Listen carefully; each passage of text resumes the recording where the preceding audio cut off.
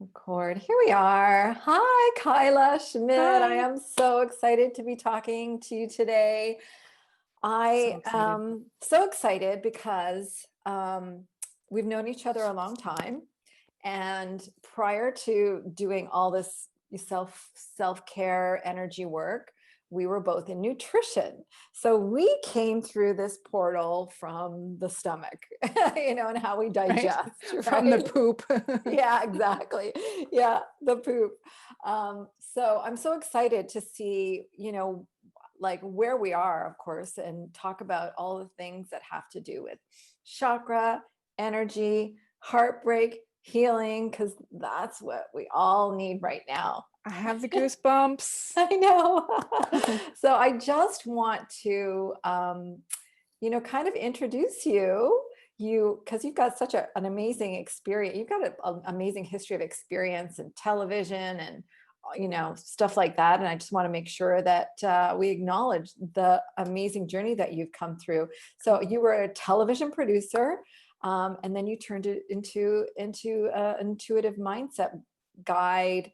And now I know, because I've worked with you recently, you're not just like a Reiki practitioner / oil person, whatever.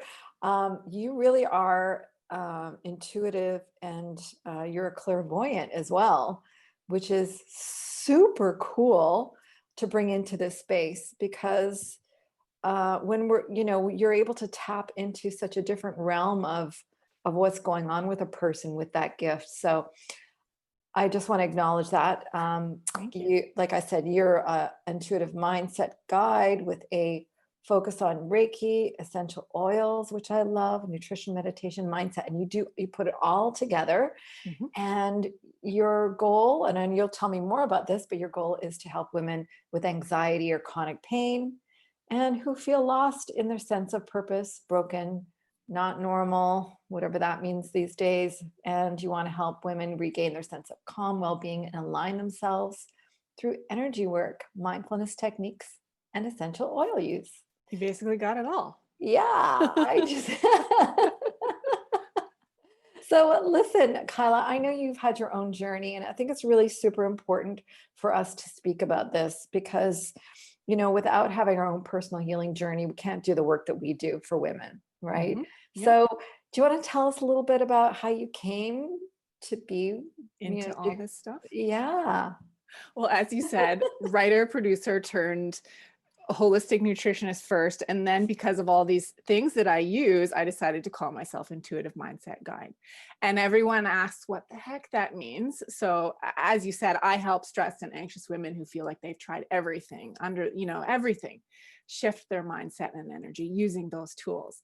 And I struggled with chronic anxiety and irritable bowel syndrome, hence the poop connection, for over 20 years, and then chronic pain in my back and in my legs from Lyme and autoimmune conditions. Ugh.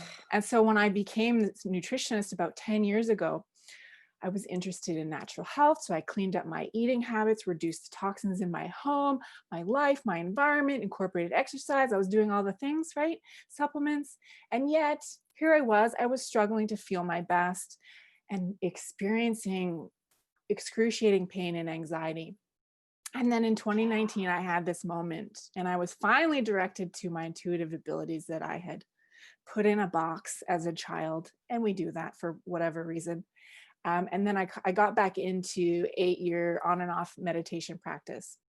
And so that really kind of wrapped things up for me. And I started taking courses on meditation and became the Reiki practitioner, and then really have taken a deep dive into the chakras to help move and shift energy and communicate with that higher power and intuition. So kind of shifted from just teaching people how to eat and use supplements to more of this mental health angle, plus the mindfulness life coach.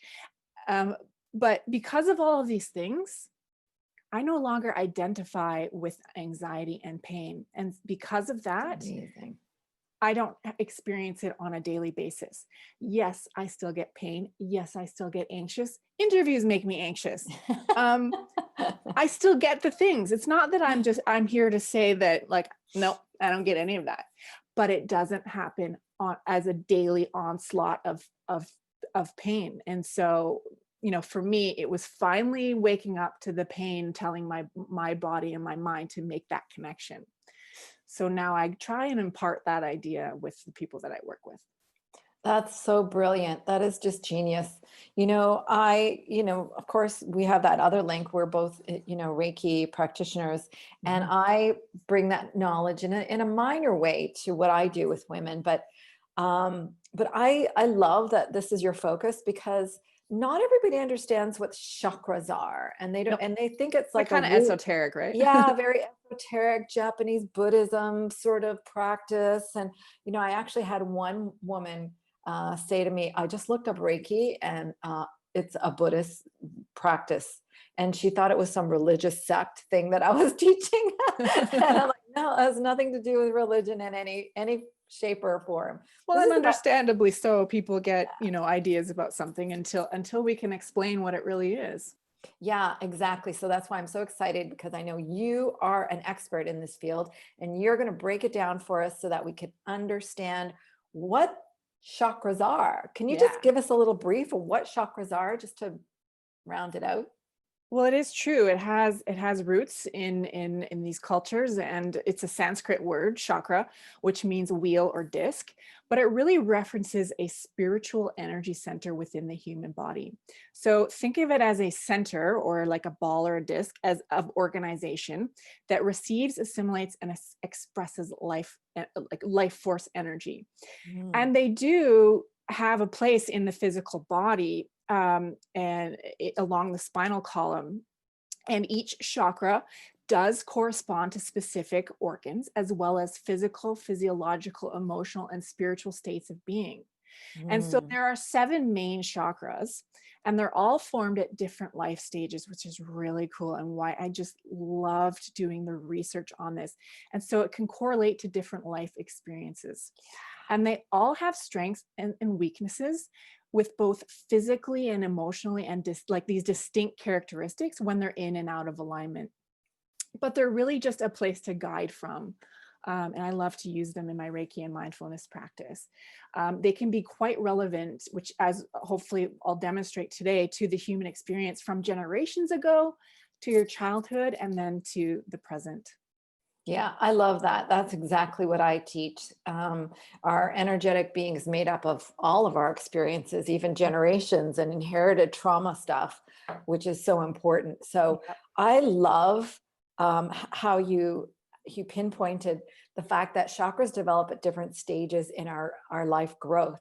That's something I haven't touched on, but I love that, and I'm so glad that you're going to bring that up today, Yay. because it's so important, because it really does magnify the point in time in our lives where perhaps we experienced some sort of trauma that we weren't able to process, and therefore that's where we're stuck, Yeah. right?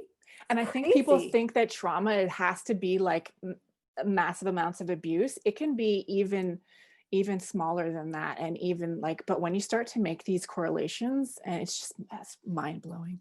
Yeah, yeah, we talk about big T trauma and little T traumas, right? And Yeah. little traumas are just as powerful as big traumas. Sometimes I call them drama, Yeah, traumas and drama. trauma. Yeah. Exactly. Um, so, when I'm teaching, I'm dealing with women who have gone through heartbreak. They're trying to find themselves again. They're trying to, just, get their lives back in order, because they usually have had some sort of trauma as it relates to a divorce or a heartbreak, a breakup, a separation. And it runs the gamut of experiences, but it really is I focus on divorce, separation, and heartbreak on that level, because it's a pivotal time in our lives when that happens. And it's an opportunity for us to really recalibrate our lives, because clearly something is not working. So Mhm. I love that, because of course my personal experience, but also because we as women, Yeah. we tend to go back into relationships without doing any work, and we just think we're going to pick someone different, and we end up picking somebody that's exactly the same but with different Mhm. clothing on. Yeah. And then it repeats and repeats and repeats, to the point where we're in such heartbreak that we are starting to really physically manifest that heartbreak. Mhm. So let's talk about heartbreak and chakras and Let's the do it. energetic connection to the endocrine system and all that stuff. Can Mhm. you give us a little or big rundown of what happens to the body when we're in trauma and heartbreak? Well, first, I'd love to just talk a little bit about energy and get into that. So, Cool. um, everything is energy. I'm sure you would agree. So if Yes. we go under the fact that absolutely everything is energy, your computer, the sun, the moon, although the sun is not out right now, everything. And that energy and vibrational frequency can be measured scientifically. And there's also a biofield or electromagnetic field around our body, and it's all measurable. So we can raise and lower our vibrations subtly, depending on what we eat, how we move, your surroundings, viruses and parasites, environmental toxins, heavy metals, your immunity, and your emotional well-being. So your thoughts change your vibration, your emotions, Yes. and of course, various things can affect our emotions, like relationships, heartbreak. So when we're depressed, when we talk negative about ourselves, we are over time lowering our vibration. And so, some of the things that I'm going to be talking about today, including the chakras themselves and essential oils, help um, to raise that vibrational frequency. And so, this can affect our breathing, our heart rate, our metabolism. Activities in the various chakras will influence our glandular processes, body shapes, chronic physical ailments, thoughts, and behavior. So really, how you're going to respond to heartbreak is going to be dependent on a multitude of factors. How many heartbreaks have you had before? How did you deal with them? Are you someone who's good with boundaries? Are you someone who regularly engages in self-love and self-care? And because we are talking about the chakras, how in balance and how developed your chakras are will determine what is happening in our body. Yes. So when we talk about energy, when we're in heartbreak, when we're depressed, when we're anxious, we are in essence contributing to lowering this vibration. We are more susceptible then, to answer your question, aches, pains, cold, flu, feeling horrible all over, digestive issues.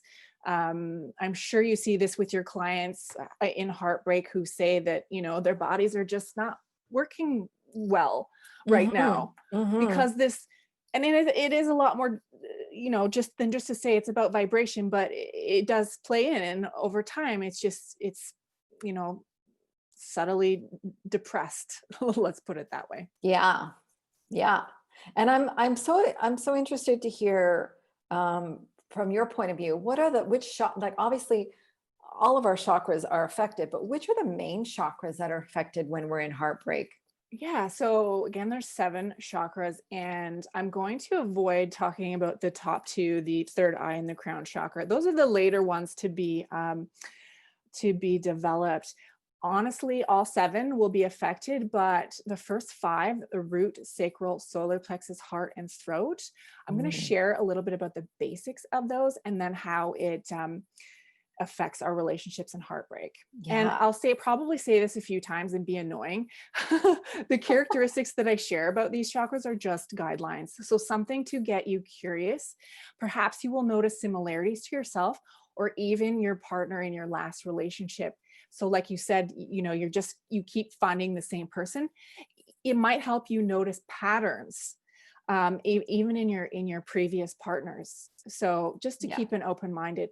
Now I am going to share my screen Great. because I have a presentation. So Nice. bear with me one second. The root chakra is my favorite and is the most complicated. It kind of sets up the rest of the chakras. All other chakras will be affected if this one is out of balance, and honestly, it usually is. um, it is located at the base of the spine or the coccygeal plexus. It's represented by the color red. So all chakras are it's like the color of the rainbow. Yeah. And it is represented by the element of earth. And this root chakra is set to form in the womb, but it really has roots generations back in your family and kind of goes until you're about 12 months old. So right now we are looking at sort of this time frame of child development. And the idea of trust versus mistrust is formed right early from birth, which comes from Erik Erikson. He's a psychologist, his theory of psychosocial development. And it's, does your mother or caregiver or parents, now I struggle with this a lot, I probably will say mother, but honestly I know that some people don't have mothers, so I will interject in saying various things, but the primary caregiver will be who I'm speaking about. So does your caregiver, are they able to provide the basics for you for survival and physical comfort? So food, shelter, warmth, and all of those things. And at this time, our task is to learn the basics of operating our body. So think basic motor skills. Everything that we do is sensory, pre-verbal, pre-conceptual. And so our parents' language to us and what they say around us is super important because we are just little sponges. Our needs are automatically met in the womb, hopefully. And now we experience periods of cold and hunger and discomfort and pain because we are hoping these basic needs are met, but now we're looking at comfort. So whether these needs are taken care of by our parents, in addition to having a roof over our head, security, money, etc., whether they're doing it intentionally or unintentionally, begins this foundation for the idea of trust and mistrust. And it grows as we grow into adults. I trust that I will have my basic needs met because I know no other reason. I'm just a baby. And there is a sense of this emotional well-being. So while these basic needs are being met, are they able to hold me, provide warmth and comfort and care for me? And if our needs are not being met or are being met with anger, fear, or negative emotional responses, not here to judge our parents, but we don't know what was going on in their life, then mistrust comes into play. And eventually we turn this into feelings of inadequacy or helplessness and anxiety. Anxiety is huge in the root chakra. We think of them as being all in our head because we think we're anxious and it's all up here. If you have anxiety issues, root chakra. So I would typically ask my clients what their childhood experience is like. And I know we're not all going to know what our birth was like, birth trauma, if there was any abandonment, physical or emotional, physical neglect, which will later show up as shame and self-esteem in the other chakras, the need to be loved in our heart chakra, if there was any abuse, poor bonding with mom, or caregiver, malnourishment, et cetera, et cetera. And then generational, we're looking at survival fears and stuff from the past. And again, these are just guidelines. You could say I had the most perfect childhood, but there's a reason why our brains do not remember this time period. So we don't know what our little child self was really interpreting. But a lot of my clients will be like, yeah, you know what, we didn't have a lot of money, and there's certain stories that we tell. And so again, the root chakra basic right is the right to exist and the right to be here. So what do we need in order to survive? Now you're probably wondering, how the heck does this relate to my current heartbreak? And so I've got some questions up on the screen. Yeah. And I would say to your viewers watching, if you're someone who is fearful around money and your next paycheck, now that you're alone, perhaps you're out of your relationship, we're looking at the root chakra when it comes to money and your idea around money. What is your money language? Do you look at it as a burden, right? Yeah. Do you begin your sentences with things that is all just about money? Yeah. Feel insecure, again, anxiety, disassociation, you feel like you're floating, it's scared. So this is how it's like these things way back from childhood. Again, there's going to be layering within the chakras, but this is all sort of root chakra stuff. Yeah, I love that. I love the correlation between this early childhood development of the root chakra and mistrust, because that's a huge one when it comes to relationships and heartbreak. There's, you know, every woman I speak to has an element of mistrust because they have been lied to. They have, you know, they have been cheated. You know, their spouses cheated or took money from them, and you know, it's such an overwhelming kind of you know, kind of correlation between that idea of mistrust and not being grounded in your root chakra. I love that. Yeah. It's very important to understand where that went awry as you were developing your root chakra. I love that. Okay, so how do you fix it? Well, first we're going to look at like some deficiencies and excess. Yeah. So deficiencies could look, you know, you might be triggered by some of these, but again, just look at them as in it could be some, it could be more than some. And again, it could be, oh, you're like, oh, that's my former partner. So if you're disconnection from body, fearful, afraid to set limits, poor boundaries, in excess, you know, you're very driven, financial achievement. You might be cynical about the upper chakra, so spirituality, compulsive, quick to anger, and judge with family. And so just to see where you kind of at, and you may not identify with some of the excess or deficiency, but you might sense some physical issues. And so this was actually my greatest thing. I kind of refused to look at what was going on with me emotionally, and I did not have the tools. So my whole thing was like showing up in my physical body in order for me to start paying attention what was going on there. So the root chakra, again, is the lower back and includes the legs. So I had issues with my legs and digestive issues and just this chronic pain. So, and also when you're feeling balanced, these are some of the things you're going to see, you know, less anxious, more confident with money, ability to relax, comfortable in your body. And again, important to note that you can have these periods of deficiency and excess, and also be affected by what is happening in your body and not just emotionally. Yeah, I love that. So, And what if you can relate to some of the root chakra deficiencies, but like, what if everything is going well except no, can you move forward? Like the physical manifestation. Like, what if everything else is good except, say, you're really bad with money? Yeah, I mean, good question. I would just go back and really see if there was anything that you can pinpoint. You know, looking into generational patterns, just looking at why you're particularly bad with money. I mean, it might not be related. Money is certainly a massive topic. Yeah, right now it is money.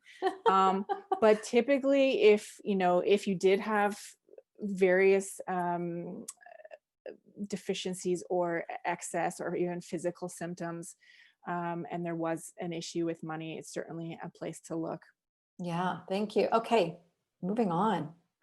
So ways to heal the root chakra. There are so many different ways to heal each chakra, and I'm going to touch on a few of my favorites for each. I like guided body scan because it really helps to get in touch with our pain and our emotions and help us to de-stress. I suggest this for all of the chakras, but I'm introducing it here in the root chakra.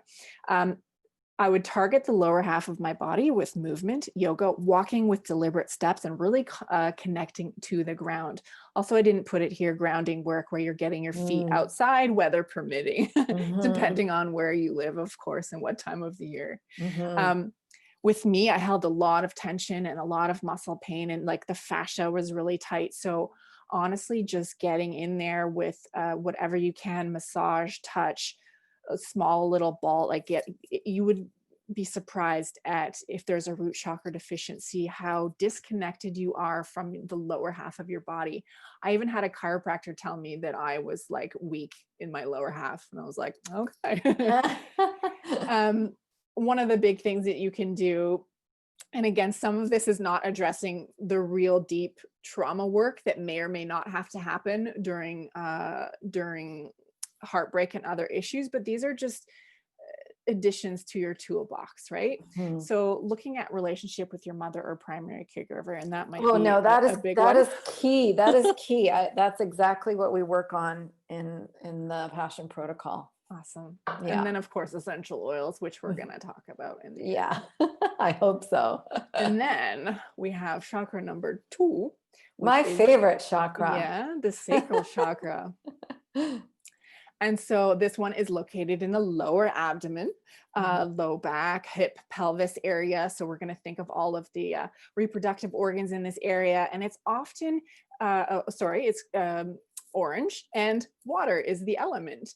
And it's often associated with sex and sexuality. But if you do think of the element of water, think of that movement, the flow of water. So flexibility and excitement of life is also to be considered. I don't want people to just think that this is the sex chakra. Yes, it's a big thing, but thinking about joy and things that feel pleasurable, and your connection to creative self.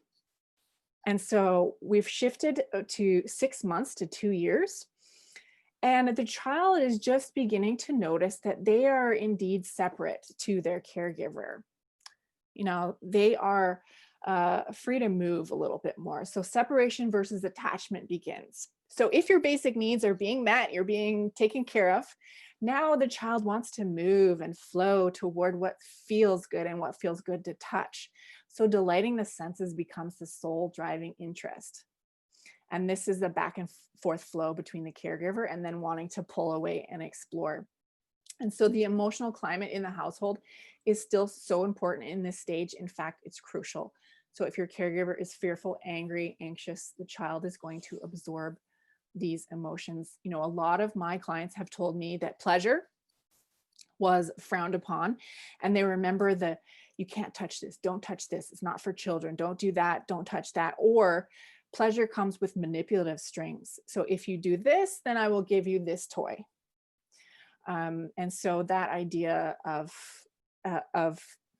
sort of the idea, well, I'll get into it, but guilt gets into this chakra.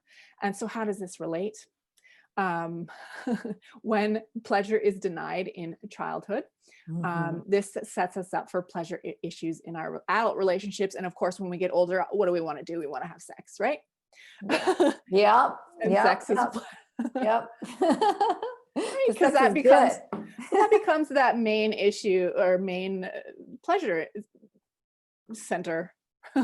And when we deny, when it's denied, we disown our right to it, and we feel guilty for wanting it. Yeah. And we feel ashamed of having it. Not just sex, but think of things that make us happy and feel pleasure. Yeah. And then all of our feelings become questioned.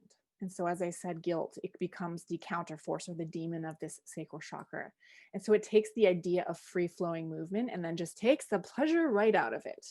So if I feel guilty for what I'm doing and I do not fully enjoy it, you know, this comes to play in if your family life, again, was all about this rewards or denial of pleasure, which turns to guilt when we're old. Yeah. And then, before I get into the next one, when primary pleasure is denied, then secondary pleasure comes about. So this is when we're looking at drinking, drugs, avoiding responsibility, and sexually acting out or overeating. And this kind of becomes an excess in the chakra. So if you're looking to heal your relationship with sex and get into a new relationship, then we need to explore this chakra.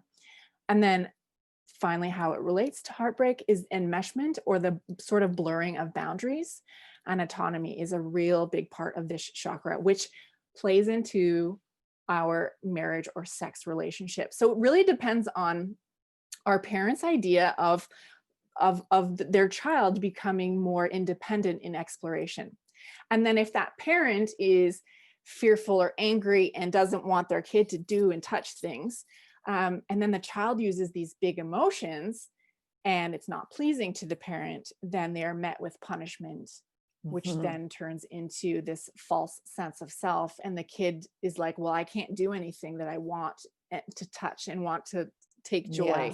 Yeah. So we look to cues to other people. And I'm sure, Diana, you see that with your clients Yeah. in their relationships. Yeah, this is such great information, Kyla. This is where shame starts happening. Mhm. So it's such an important topic, and I'm glad you really dug deep into the real characteristics of what happens in this chakra and the dynamic around that age, because that's where we find, we always talk about traumas. There's certain benchmarks in our lives where we have big traumas, and always around that age of 2, when we start to become more consciously aware, there's like a little opening of consciousness that we sort of move into, and then we remember things, and most people will remember things that happen around 2 years old. So very important, very important. Okay. Yeah, and just some Now, questions to consider. yeah. Currently, how are you feeling towards sex? Are you apathetic towards it and don't want it, or are you in the opposite? Do you just want sex and you're like, I do not want an emotional attachment because it hurts too bad? So then, of course, we're going to look into the heart chakra. But right now, you're just like, all you want is sex. Yeah. And then the idea of, you always met the needs of your spouse or your child, and now you're alone and you have no idea how to meet the needs of yourself. Yeah. Right. Yeah. There's Brilliant. a couple other questions there on the screen, but so deficiency, there's quite a lot in this area. So you can look like you're suppressing your emotions and might look like you don't quite have any feelings, but it's just that they're hidden. Sexually deficiency symptoms might look like repressed, no sex life, non-existent, fear of sex, sexual shame, shyness, etc. Your pleasure for life, you're feeling fearful, empty, you're avoiding pleasure, and which moves into other chakras. So you can put all that energy into other areas, increase creativity. And then I thought this was so interesting. When you deny yourself pleasure, are you now judging other people that you see around you? And it becomes that like, well, they shouldn't be having sex and having fun. So you start to criticize maybe your peers or maybe your ex is in a relationship. So it's just an interesting thing to look at. Yeah, that's an obvious sort of thing that happens, and jealousy sort of starts happening then too, right? Yep. Yeah. And we might feel rigid in our body, stiff. Yeah. Excess would look like sex addiction, pleasure addiction, poor boundaries. I wrote sex addiction twice, apparently. Yeah. Obsessive attachments, right? It's a big one. Yeah. And then like excess stimulation. Yeah. Yeah. Yeah. Physical could show up in your reproductive organs, urinary system, menstrual difficulties, low back pain. Yeah. Balanced, you're going to feel graceful. Physical pleasure will come easy to you. General enjoyment of life, comfort with intimacy. And so ways to heal this guy would be boundary work, guilt work, which could look like various different things: therapy, coaching with Diana, journaling, affirmations, which I love. But you know what? I always like to give various suggestions to people because I want to also find the sort of love language in terms of what is going to help someone heal. Someone's going to roll their eyes like I did when it came to affirmations, but turns out I didn't like writing them down. I liked speaking them because my throat chakra, which we'll talk about if I don't shut up, when I started using the vibration of my throat, I was like, wow, this is powerful. But writing down affirmations, I thought, because I was a writer, that would be, anyways. So I like to give the variety. Again, movement is going to help with every chakra. And dance would be kind of that, like, moving for pleasure. And of course, essential oils. We're not going to spend a lot of time in the solar plexus chakra today, but I did just want to give a couple of points. I don't normally talk about the solar plexus because it really is a sub-level sort of chakra when we're talking about healing heartbreak. But it's very important, and I'm glad you brought it up, because it really is what drives us forward and gives us confidence on some level. So please enlighten us with the solar plexus. Yeah. So what you said, confidence, power, and will, and those three words are powerful, for a lack of a better word. And you'll see how during heartbreak and beyond, stepping into one's power and confidence moving forward is important. So a little bit higher than the solar plexus, if you think of from the rib cage below, it is represented by the color yellow and fire. Mhm. And as I said, it's all about power or empowerment. Healthy self-esteem and healthy ego really brings the enjoyment and enthusiasm towards life. And so when we meet life with shame, which is the demon of this chakra, and disapproval, then it diminishes our sense of power and confidence. We distrust our abilities and fear the consequences of our own energy. We inhibit our impulses and we become constricted and self-conscious. And what I see energetically is sort of the squashing of the core. And it actually Mhm. will show up physically for people, their core is weak. And energy, as you know, wants to move up and down and flow. And in this area, it just goes and it as we hear in Chinese medicine, the area of the liver and digestion is warming up the digestive fire. So all of Mhm. these things really fit together. And so we lose our spontaneity and our playfulness. And this Mhm. guy develops between 18 months and 4 years, when we really are starting to become more of our own person, self-governing, and we become more confident in experiencing this independence. So where and how has shame shown up for you in your relationship?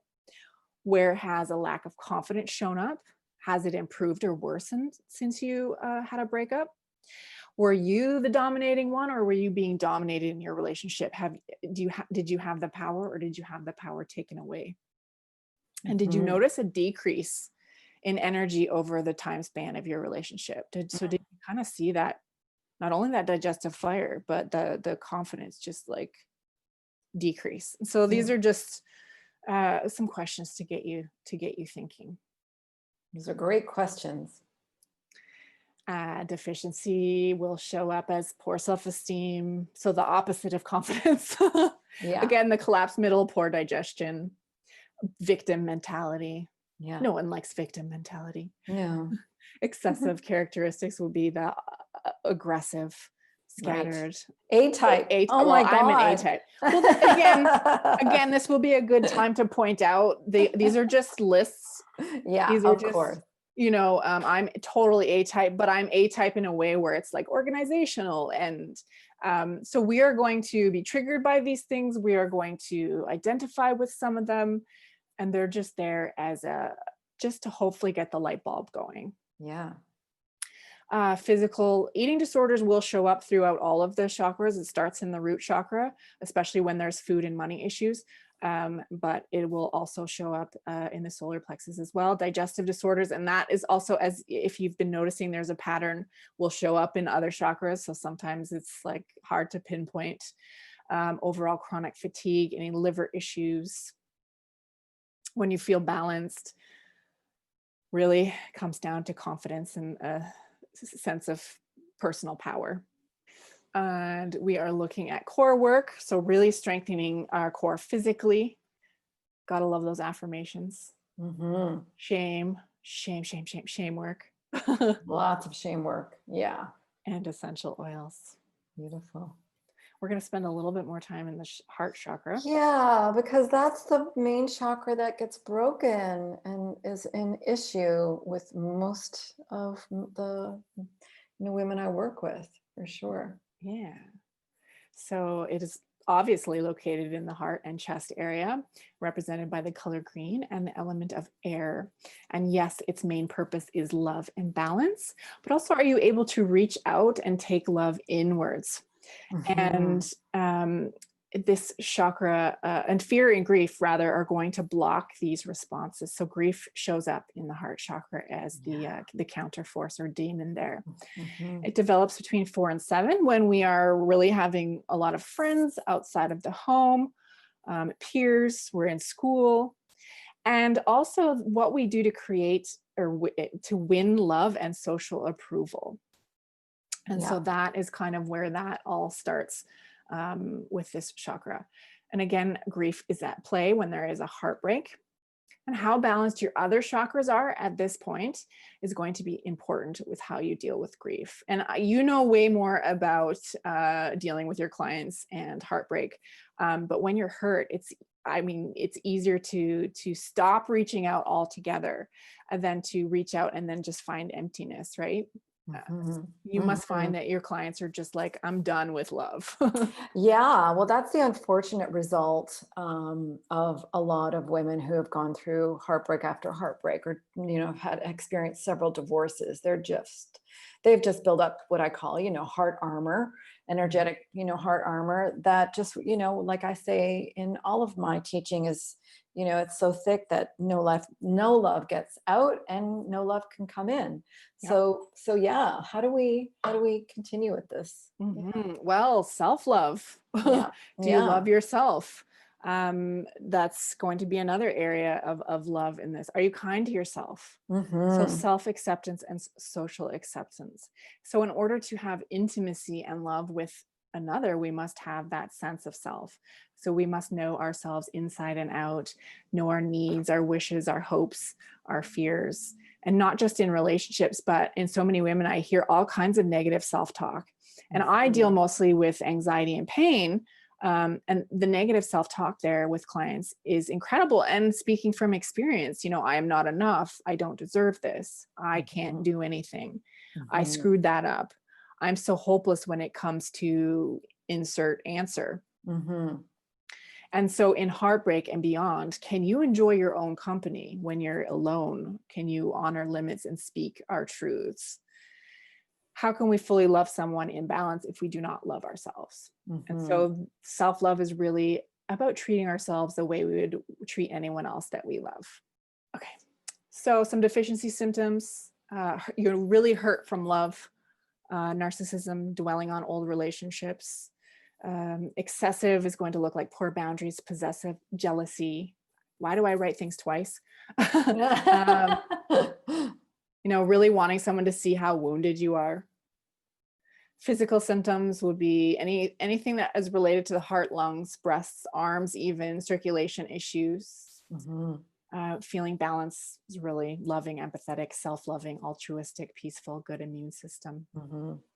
Some ways to heal the heart chakra. Breath work is really important. You would be surprised at how many people are holding their breath when the heart chakra is imbalanced.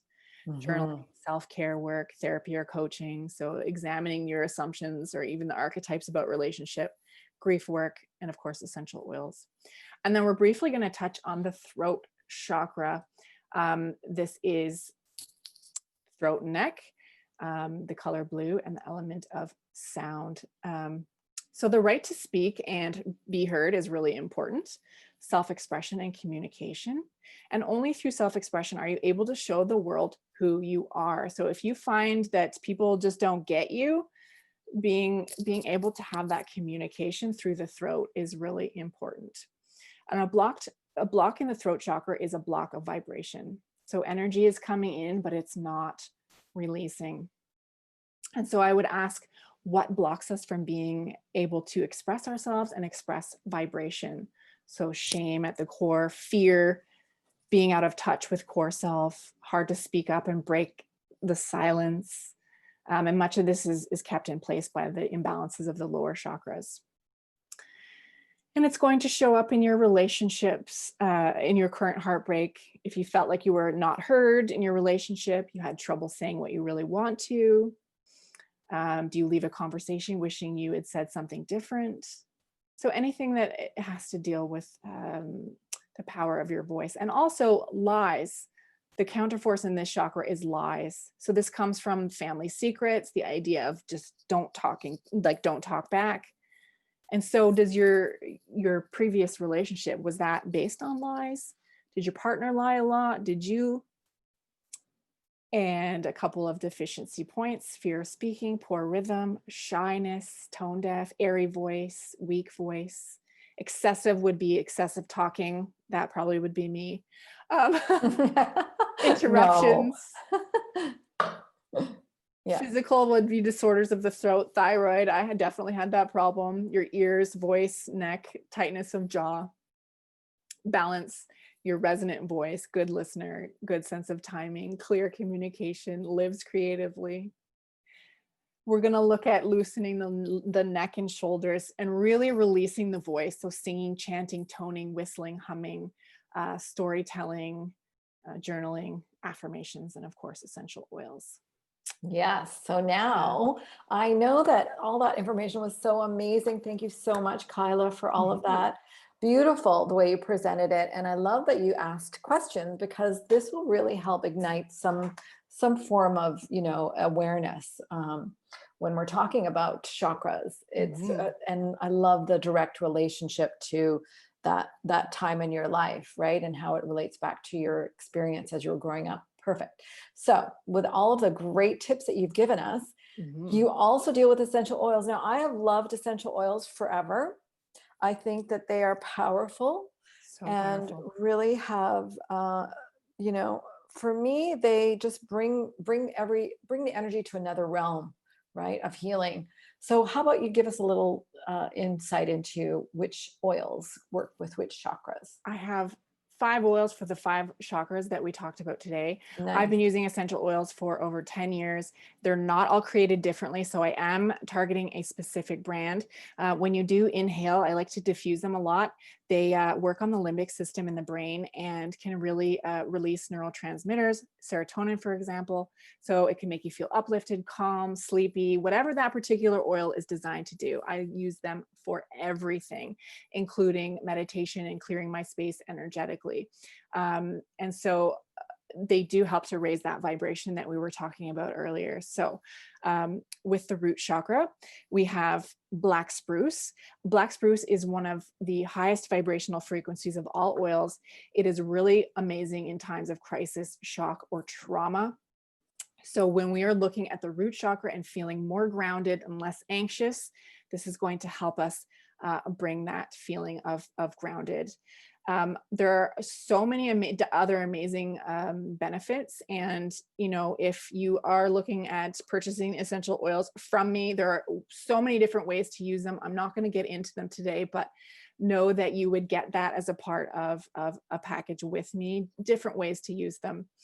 With this, you could literally rub this right on your root chakra, adding it to a carrier oil, doing it in meditation, putting it in your bath. So many different ways. For the sacral chakra, I know you love this one. It's passion touch. I love the touch form because it's already ready in a roll on. And passion is for the sacral chakra. So we are looking at kind of that sexual spark, of course. It's cardamom, ginger, cinnamon, clove, sandalwood, jasmine. This helps you to find your inner passion. It encourages you to take risks. And it is literally warm and sensual and inviting. There are 3 oils in this that really go well with the sacral chakra: clove, jasmine, and cinnamon. And they're all about sexual harmony, sexual purity, and balance. So it's really going to help with intimate relationships. Clove helps with boundaries. This is one of the most beautiful oils. You can use this just like a perfume, right on the sacral chakra. And because of those warming oils, it's actually going to aid your menstrual cycle. And so really help warm up that actual part of your body. Then we have bergamot. My favorite. Yes, it has been studied extensively for anxiety and depression. It is emotionally the oil of self-acceptance. And so it brings confidence and optimism, as we talked about the solar plexus as being the area of optimism and confidence. But it also, twofold, will help with the heart chakra. So many lovely ways to use it. And then we have geranium for the heart. Another one of my favorites. Yeah, the oil of love and trust. And it's going to aid in wounding your broken heart and also to nurture the inner child. So many different ways, including hormonal changes. So many different ways to use it as well. The throat chakra, that's the last oil, is the lavender touch. And this is the oil of communication and calm. Lavender has also been studied for so many different things. And we didn't talk about the crown and third eye today, but it also is going to help with that. So I guess in a way I kind of addressed all the chakras. And this is going to help calm your insecurities while being able to use your throat to be seen and be heard. So again, there's so many different ways to use it, like bug bites, like, so they're amazing oils to have for so many different things. Yeah. And so I know you'll be providing a little link, but if you want access to these oils, then I'm so happy to help. And I know I've been rambling on for about an hour. That's okay. Maybe, but I'm all done. Yes. Thank you so much. That is incredible. It's an incredible wealth of information that you provided. And I'm so appreciative because you can never know enough. There's always something different to learn. And like I learned a few things in your presentation as well. And I just have to say that I have all the oils except for the black spruce. All of them are in my little toolkit. Can you just reach in and grab that one? But honestly, my favorites, Geranium, lavender, I put on everything. I put my pillow, it's in all of my bath items. And I love Bergamot is my absolute go-to just to uplift me and just to keep me, nice and sort of grounded. I love Bergamot. It's one of the most adulterated oils. And that's why we didn't talk about this particular brand, but that's why I push this brand because they are pure. Yeah. I mean, I've tried many oils over the years, and I have to say that doTERRA really has the purest oils that I have ever used. Yeah. And you can tell just by smelling, like your favorite brand with doTERRA. And it's not that expensive. Like I remember when I just started exploring and doTERRA started, coming onto the scene, I would go to a dealer and I literally I was charged $175 for a little thing of bergamot. What? Yeah. Yeah. And so that kind of turned me off because I thought, well, those are so premium. I cannot afford that. But then I found out that was that dealer, and that's not really the reality. These are so, doTERRA oils are so affordable. It doesn't make sense that you wouldn't have your own kit, just for all the things you need it for. And so you're going to be able to provide us with a link so that anyone can buy those online and have them delivered. And they're all packaged and ready to go. And when you go on that landing page link, it'll show again and remind you of the oils that will be there. Plus there's a bunch of freebies. There's a discount on my Reiki sessions. Nice. You get access to my private oil Facebook group. You're getting discounted on the oils. The membership fee is included, but there's no obligation to purchase monthly. Not at all. And I just want to let everybody know, I am not receiving any benefit from this. This is really, my gift to you, my audience, and I want to give you the power to change your life, to heal your heart, to look at all the different modalities out there, and especially the energetic modality of Reiki energy. And, Kyla is such an incredible practitioner. And, the fact that we can now do this online just makes it even more accessible. And I'm actually so happy that we're all online now, because I just, I rented an office space and it was just, it's just so much overhead and all of this. This is beautiful because now you can actually reach more people and efficiently and, much more cheaply. And everyone just is able to grow and learn and just expand and heal and all that good stuff. Right. I know we jam-packed this hour with stuff. So if anyone has questions, they can feel free to message me as well. Absolutely. And I'm going to put all of your information on this presentation as well, so that everybody can see and download the link, and it's going to go out everywhere. You're awesome, Kyla. Thank you so much for spending this time with me. Thank you. Just downloading all that information for my viewers and everyone in the audience today. It was my sincere pleasure. Okay. I'll talk to you again soon. Okay.